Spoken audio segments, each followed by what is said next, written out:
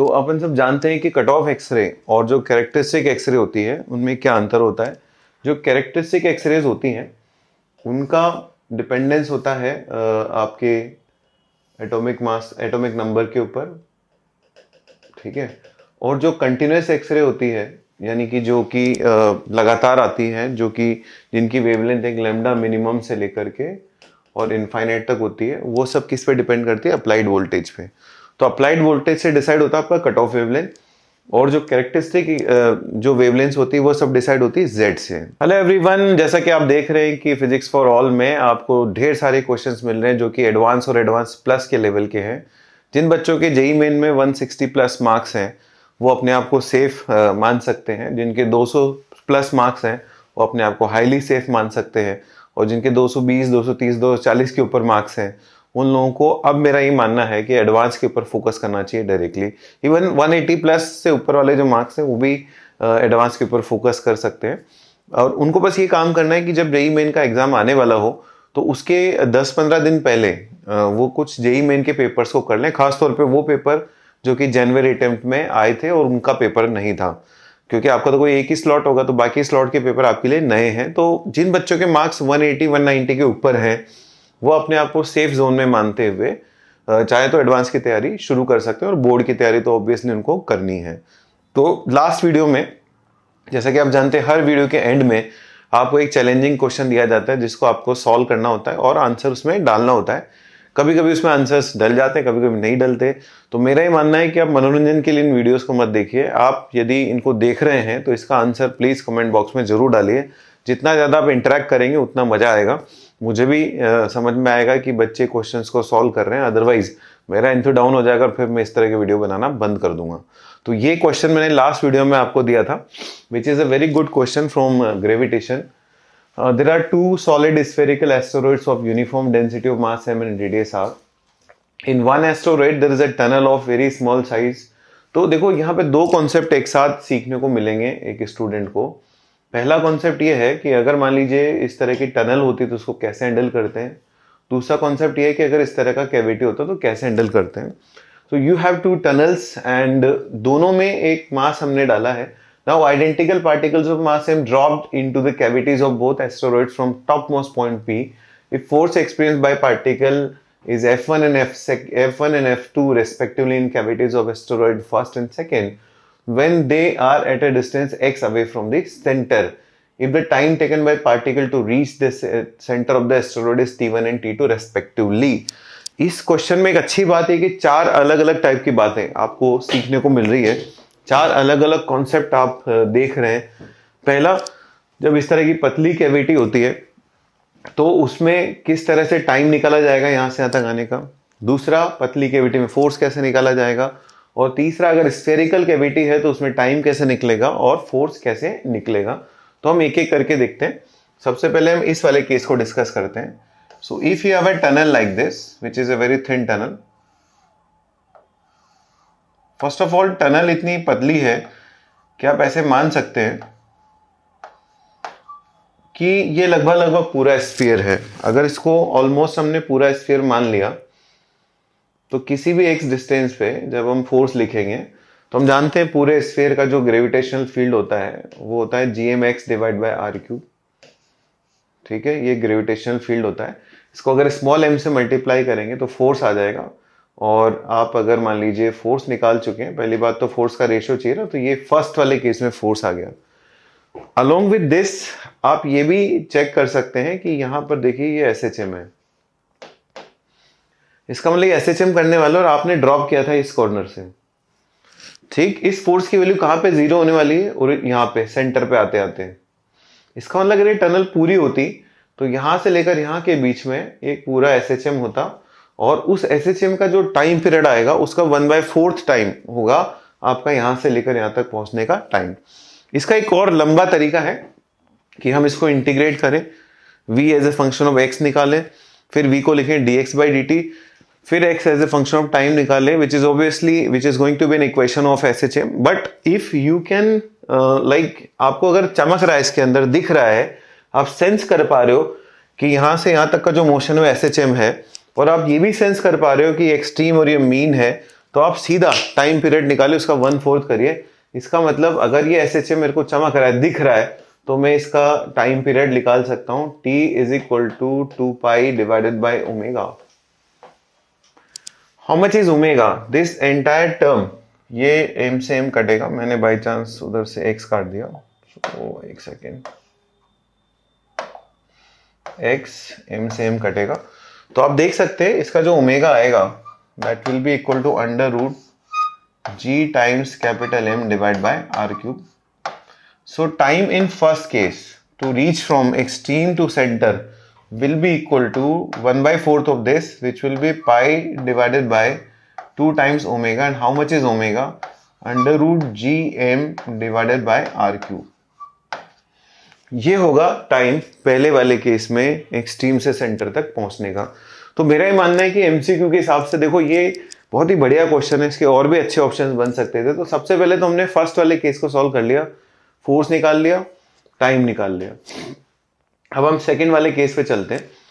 Second वाले case में you have a cavity which is spherical cavity, और जब स्फेरिकल कैविटी को डील करते हैं, अच्छा वो जो स्फेरिकल कैविटी है उसकी जो रेडियस है वो भी अपने को दिख रही है, डायग्राम को थोड़ा सा और करेक्ट कर लेते हैं। स्फेरिकल कैविटी जो है उसकी रेडियस आपको दे रखी है and that radius is r/2।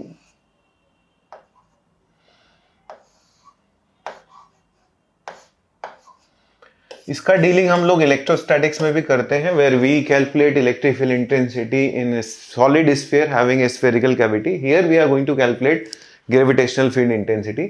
तो देखो अगर मैं किसी भी जनरल पोजीशन पे ग्रेविटेशनल फील्ड इंटेंसिटी निकालता हूं, जैसे मान लीजिए ये पॉइंट है A, ये पॉइंट है C1, ये पॉइंट है C2।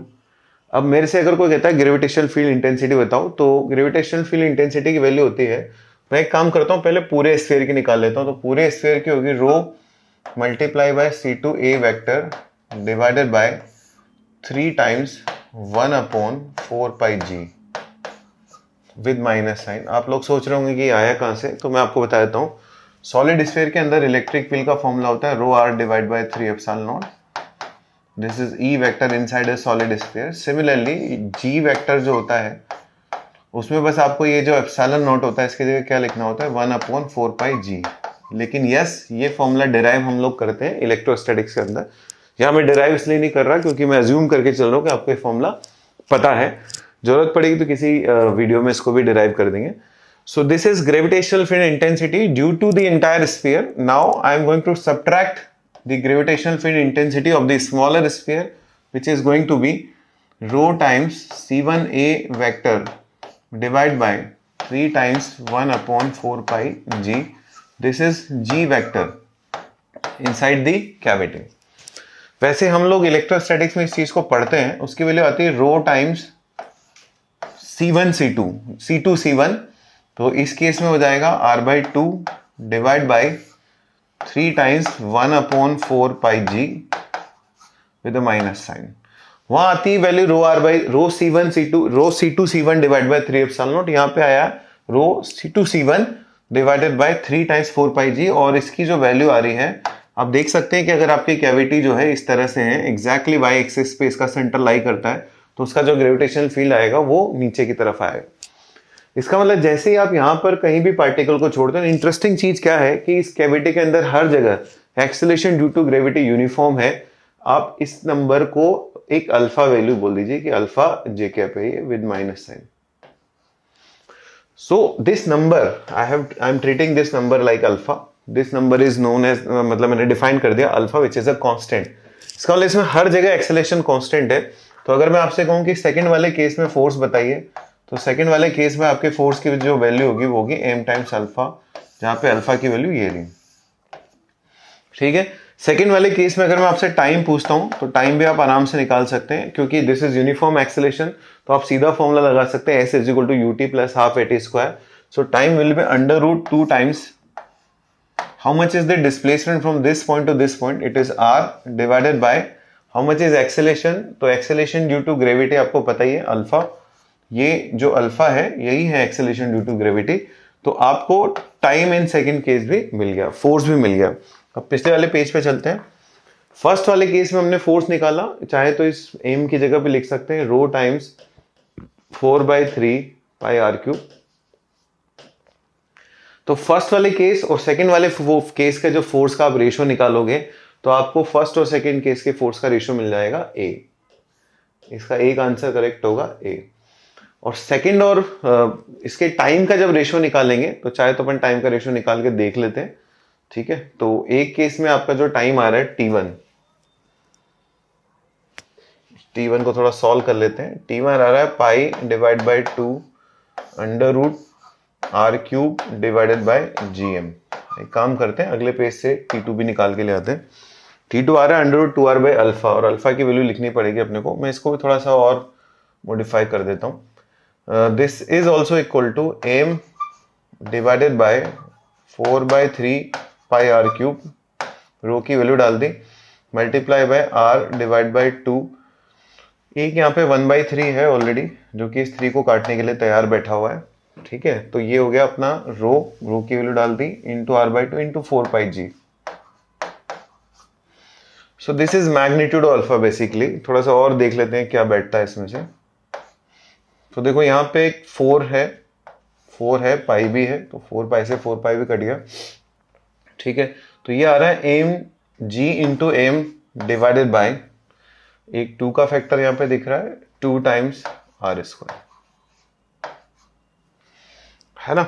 इसका मतलब अब सेकंड वाले केस में जब टाइम है तो यहाँ पे निकाल सकते हैं अपन सेकंड वाले केस का time, under root 2 times R divided by G M into 2 times R cube बन जाएगा, 4 टाइम्स आर क्यूब बन गया। ठीक, तो यहाँ का जो टाइम है मुझे पता लग गया, it is under root 4 R cube divide by G M, और वहां का जो टाइम था वो मेरे को पता था, this is under root 4 times R cube divided by G M. आप देख सकते हैं ये आ गया 2 times under root R cube divided by G M. And if you want to calculate the ratio of time T1 by T2 seems to be π/4। देखते हैं, इसमें π/4 वाला ऑप्शन है, एक बार अच्छे से देख लीजिए, इसमें π/4 वाला ऑप्शन है C। ठीक है, फिर भी एक बार मेरा सजेशन है कि आप लोग कैलकुलेशन अच्छे से चेक कर लीजिएगा कि कहीं मेरे से कोई 2 मिस तो नहीं हो रहा। ठीक है, आप मेथड पे ध्यान दीजिए, और मेथड आपने सीखा, this is a nice question, wonderful question where you are learning 4 different concepts in single question. आपको एक स्फेरिकल कैविटी को भी हैंडल करना आ गया, अलोंग विद दैट आपको एक सिलेंड्रिकल थिन कैविटी को भी हैंडल करना आ गया। तो ये तो था पिछले वाले वीडियो का चैलेंजिंग क्वेश्चन। अब आगे बढ़ते हैं नेक्स्ट क्वेश्चन के लिए। हमारे वीडियो का जो पहला क्वेश्चन है, देखिए ये इस बार मैंने क्वेश्चन लिया है मॉडर्न फिजिक्स से, खासतौर पे एक्सरे से। तो अपन सब जानते हैं कि कट ऑफ एक्सरे और जो कैरेक्टरिस्टिक एक्सरे होती है उनमें क्या अंतर होता है। जो कैरेक्टरिस्टिक एक्सरेज होती हैं उनका डिपेंडेंस होता है आपके एटॉमिक मास, एटॉमिक नंबर के ऊपर। ठीक है, और जो कंटिन्यूस एक्सरे होती है, यानी कि जो कि लगातार आती है, जो कि जिनकी वेवलेंथ एक लैम्डा मिनिमम से लेकर के और इनफाइनाइट तक होती है, वो सब किस पे डिपेंड करती है? अप्लाइड वोल्टेज पे। तो अप्लाइड वोल्टेज से डिसाइड होता है आपका कट ऑफ वेवलेंथ, और जो कैरेक्टरिस्टिक जो वेवलेंथ होती है वो सब डिसाइड होती है जेड से। ठीक है, तो जो एटॉमिक नंबर है वो आपको दे रखा है इसके अंदर 28, और आपको निकालनी है 2 वेवलेंथ। कौन कौन सी? एक तो निकालनी है आपको के अल्फा, यहाँ कहीं पे मान लीजिए के अल्फा वेवलेंथ होगी इस तरह से,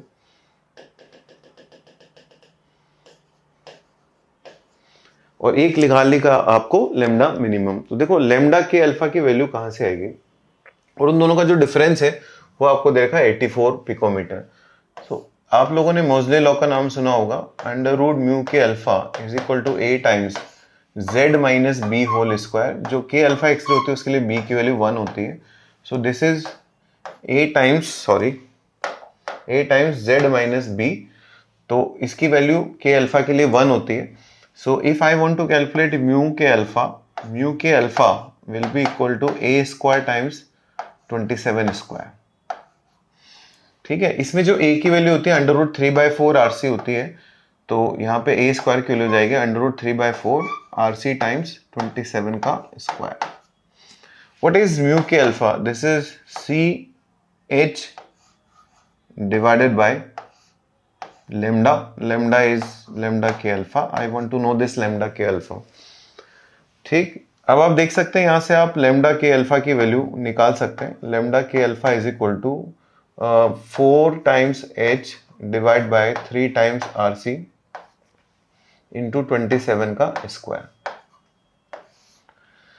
अब इसमें आपको वैल्यूज वगैरह डालनी है इन सब की, और आपको यहाँ से लेमडा के अल्फा की वैल्यू निकालनी है। मेन चीज़ ये है कि ये आपको पता होना चाहिए कि लेमडा के अल्फा कैसे निकाला जाता है। कैलकुलेशन जरूर इसकी थोड़ी सी टफ कैलकुलेशन है, गंदी कैलकुलेशन है, कुछ जानकारी अपने को ऑलरेडी होती है, उनसे अपन फायदा उठा सकते हैं। जैसे RHC की वैल्यू जो है वो 13.6 इलेक्ट्रॉन वोल्ट होती है, इसका आप फायदा उठा सकते हैं।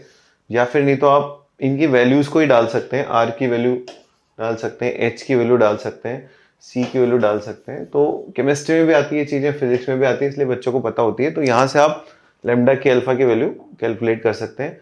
Lambda cut of which is lambda minimum is HC divided by E times voltage.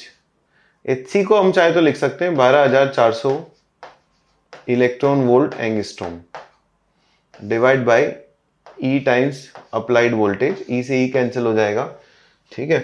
तो आप यहाँ पे सीधा वोल्टेज की टर्म्स में इस लेमडा मिनिमम को निकाल सकते हैं। अब दे क्या रखा अपने को, लेमडा के alpha minus lambda minimum is given to us, this is 84 picometre. तो हमारे पास दोनों वैल्यूज हैं, ये वाली वैल्यू भी है, ये वाली वैल्यू भी है, दोनों को डालेंगे और 84 पिकोमीटर के बराबर इनको रखेंगे। तो हमको जो अननोन है, कौन अननोन है इसके अंदर, अप्लाइड वोल्टेज, उसकी वैल्यू मिल जाएगी।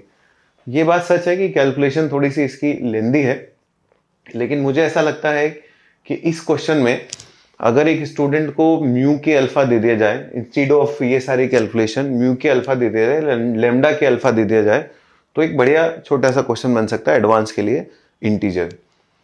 ठीक है, चलिए आगे बढ़ते हैं। अगला वाला जो क्वेश्चन है वो भी मॉडर्न फिजिक्स से है, रेडियो एक्टिविटी से क्वेश्चन है। तो एडवांस के अंदर रेडियो एक्टिविटी का ये वाला जो पोर्शन है वो आएगा। हालांकि जेई मेन में से ये स्टैटिस्टिकल लॉ हटा दिया गया था, लेकिन एडवांस के अंदर ये पोर्शन आएगा, इसलिए मैंने क्वेश्चन लिया।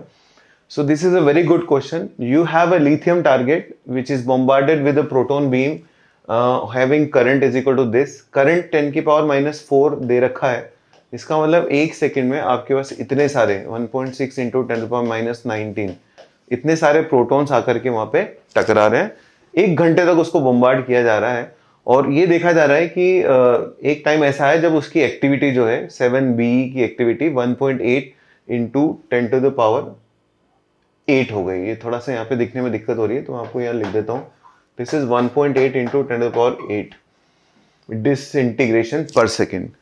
Assuming that one radioactive nuclei is produced by bombarding 1000 protons. अब हमारे पास एक सेकंड में इतने प्रोटॉन हम बम्बार्ड कर रहे हैं, लेकिन 1000 प्रोटॉन से सिर्फ एक बी न्यूक्लियस निकलती है। इसका मतलब एक सेकंड में इतनी बी न्यूक्लियस निकल रही होंगी, multiply by lambda. Lambda is ln2 divide by t12। अब देखिए मैं क्या फॉर्मूला लगाने जा रहा हूं, activity is equal to lambda times N. तो this is my lambda, this is my N. एक सेकेंड में इतने सारे बेरिलियम न्यूक्लियस बन रहे हैं, और उनमें से उसकी जो एक्टिविटी आ रही है, और 1000 प्रोटॉन जब टकराते हैं इसके ऊपर तो एक बेरिलियम न्यूक्लियस बनता है। एक सेकेंड में इतने बेरिलियम न्यूक्लियस बन रहे हैं और वो डीके हो रहे हैं। तो वहां से जो एक्टिविटी आ रही है उसकी वैल्यू आपको दे रखी है 1.8 इंटू 10⁸। तो लिथियम टारगेट के ऊपर हम लोगों ने प्रोटॉन्स गिराए। जब प्रोटॉन्स गिरे, इतने लंबे समय तक गिराए, तो उस समय क्या हुआ कि उसके अंदर एक इक्विलिब्रियम आ गया। तो जिस रेट से वहां पर बेरिलियम न्यूक्लियस का डिसइंटीग्रेशन हो रहा होगा, उसी रेट से वो न्यूक्लियस वहां पर बन रहे होंगे। तो डिसइंटीग्रेशन की जो रेट है वो ये है, और लेमडा टाइम्स एन वहां से। अच्छा, ऐसा नहीं है कि जिस रेट से बेरिलियम न्यूक्लियस बन रहे हो सारे के सारे टूट रहे होंगे। एक्टिविटी होती है लेमडा टाइम्स एन। तो इस रेट से वहां पर न्यूक्लियस बन रहे होंगे, और इस रेट से जब न्यूक्लियस बन रहे होंगे तो उससे जो एक्टिविटी आएगी वो आएगी 1.8 इंटू 10⁸। सॉल्व करेंगे तो इसमें there is only one unknown, t12 is equal to, solve करेंगे तो ये लगभग 40 मिनट के आसपास आएगी।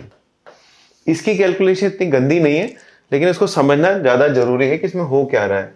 तो हमारे पास लिथियम का टारगेट है जिसके ऊपर हम बहुत सारे प्रोटॉन्स गिरा रहे हैं, ठीक है।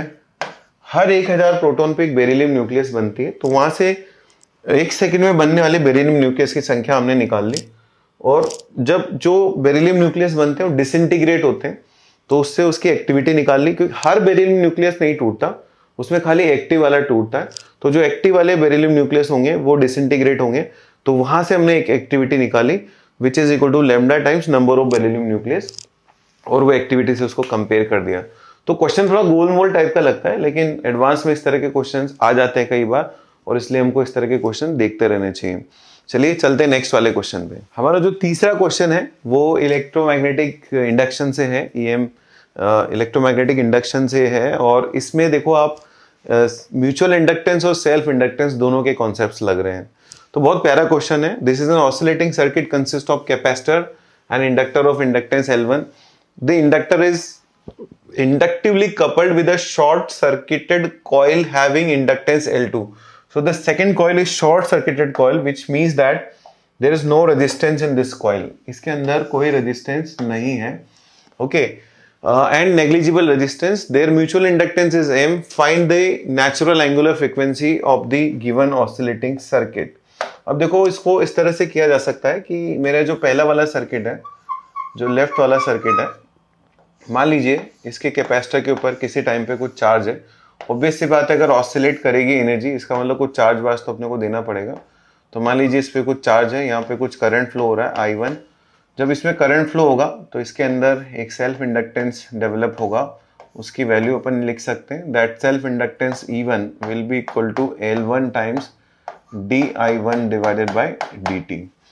अगर सिर्फ अकेला यही सर्किट होता तो केवल इसके अंदर सेल्फ इंडक्टेंस ही होता, लेकिन यहां पर एक कपल्ड सर्किट है जिसके अंदर एक और इंडक्टर कॉइल है, और उस इंडक्टर कॉइल के अंदर जैसे मान लीजिए इसका फ्लक्स है, वो फ्लक्स ऐसे एंटर होगा, इसकी जो लाइन से इस तरह से एंटर होगी, तो उसके अंदर म्यूचुअल इंडक्टेंस प्रोड्यूस करेगी।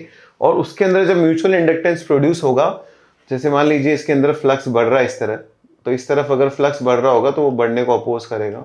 सो there will be a mutual inductance E2M, ठीक है। ये जो है ये है E1L। E1L मतलब खुद का सेल्फ इंडक्टेंस, वहां पे एक E2M डेवलप होगा, and I am writing E2M is equal to M times dI1 divided by dt, ठीक। जब इसमें इस तरह से बैटरी लगेगी तो यहाँ पे करंट भी डेवलप होगा, ठीक है। इसका करंट बढ़ेगा तो इसका भी करंट बढ़ेगा। इसका मतलब साथ ही साथ इसके अंदर एक और बैटरी लगेगी जिसको मैं यहीं लगा रहा हूं, that will be the self inductance which will be equal to E2L. So E2L is equal to L2 times dI2 by dt। देखो जो सेकेंड कॉइल के अंदर म्यूचुअली इंड्यूस्ड ईएमएफ है वो फर्स्ट कॉइल के करंट पे डिपेंड करता है, लेकिन जो सेकेंड कॉइल के अंदर सेल्फ इंड्यूस्ड ईएमएफ है वो खुद के करंट पे डिपेंड करता है। बट इसके करंट की वजह से जब इसके अंदर फ्लक्स आएगा तो उसमें से भी एंटर होगा वो। अब जब उसमें से एंटर होगा तो उसके अंदर एक म्यूचुअल इंडक्टेंस भी डेवलप करेगा E1M, which will be equal to M times dI2 divided by dt। इसका मतलब दोनों ही कॉइल्स के अंदर एक एक सेल्फ इंडक्टेंस होगा, एक एक म्यूचुअल इंडक्टेंस होगा। मैंने इसके करंट को बढ़ता हुआ मान लिया। इसके अंदर जैसे जैसे इस तरह का फ्लक्स बढ़ेगा, इसके अंदर अगर करंट बढ़ेगा तो इसका जो फ्लक्स होगा इसके अंदर से जाएगा और इसके फ्लक्स को बढ़ाने की कोशिश करेगा। तो इसके फ्लक्स को बढ़ाने की कोशिश करेगा तो उसको भी अपोज किया जाएगा, एंड हम लोग यहाँ पर एक बैटरी लगा सकते हैं इस तरह से। ये सिंबॉलिक बैटरी अज्यूम करके चल रहा हूँ, करंट ऐसे होगा तो उसको कम करने की कोशिश की जाएगी। तो यहाँ पर E1M और यहाँ पर E1L दोनों लग जाएंगे। Now you can apply KVL in that. Q divide by C minus L1 into dI1 divide by dt minus M into dI2 divide by dt is equal to 0। ठीक, ये मेरी पहले वाले लूप की इक्वेशन हो गई। ठीक है, सेकेंड वाले लूप के अंदर जब हम बात करेंगे तो सेकेंड वाले लूप के अंदर देखो रेजिस्टेंस तो है ही नहीं, तो अपन सीधा लिख सकते हैं L2 dI2 divide by dt plus M dI1 divide by dt is equal to 0। This is my equation number 2। मैं सारी इक्वेशन को ना I1 और Q की टर्म्स में ले जाता हूँ, बिकॉज जो Q है उसका जो रेट ऑफ चेंज है वही है I1, लेकिन Q जो है आप देख सकते हैं Q जब चार्ज ऐसे निकलेगा यहाँ से तो करंट जो है जब क्लॉकवाइज बहेगा तो चार्ज कम होगा, so I should write minus Q dot is equal to I1 dot. इसका मतलब मैं I1 डॉट की जगह लिख सकता हूँ माइनस क्यू डॉट, जहां भी मेरे को I1 डॉट मिले, एक सेकेंड, माइनस क्यू डॉट की ऐसे लिख सकता हूं minus d q by D t is equal to I1, लेकिन मुझे तो I1 डॉट चाहिए। I want to know d I1 divide by D t, so it will be equal to minus d two q divide by D t square. I1 को क्या मैंने बढ़ता हुआ मान लिया, क्योंकि I1 जब बढ़ता हुआ होगा तो इसके अंदर अपोजिशन होगा, इसलिए मैंने देखो ये बैटरीज जो है उल्टी लगाई है। तो मन ही मन को एक चीज अपन अज्यूम करके सवाल को सोल्व करते हैं, या तो बढ़ता हुआ या घटता हुआ। आगे बढ़ते हैं। इस वाली इक्वेशन से मैं क्या करने जा रहा हूं, d I two by D T की वैल्यू यहां डालने जा रहा हूं। So this will be q divided by c minus L1 d I one divided by D t. D I two divide by D T की जगह लिख सकते हैं minus M divide by L2, तो ये बन जाएगा plus M square divided by L2 into di1 divided by dt is equal to 0. When I'll take out di1 by dt, इसको मैंने बाहर निकाल लिया, तो ये मेरे पास बन जाएगा M square minus L1 L2 divided by L2 is equal to Q by C. Is equal to Q by C नहीं, दरअसल ये एक ही साइड पे है, तो जब इसको उधर ले जाएंगे तो यहाँ पे एक माइनस साइन आएगा ऐसे, लाइक दिस। अब देखो मैंने जैसे आपको बताया था D I one by D T की जगह लिख सकता हूं, so Q double dot will be equal to L2 divided by L1 L2 minus M square with minus sign into Q, जो कि आपको SHM टाइप की इक्वेशन नजर आ रही होगी। इसका मतलब इसमें जो चार्ज है वो ऑसिलेट करता है और उसकी जो एंगुलर फ्रीक्वेंसी है वो हमको पता चल गई। उसकी जो एंगुलर फ्रीक्वेंसी है वो देखो ओमेगा की वैल्यू आएगी अंडर रूट, एक सी की वैल्यू मिस हो रही है शायद, सो डिवाइडेड बाय सी, यहाँ पे सी भी आएगा। So omega is equal to under root L2 divided by C times L1 L2 minus M square. देखते हैं इसका आंसर क्या है। यस, तो इसका मतलब इसके अंदर जो चार्ज है इस एंगुलर फ्रीक्वेंसी से ऑसिलेट करेगा।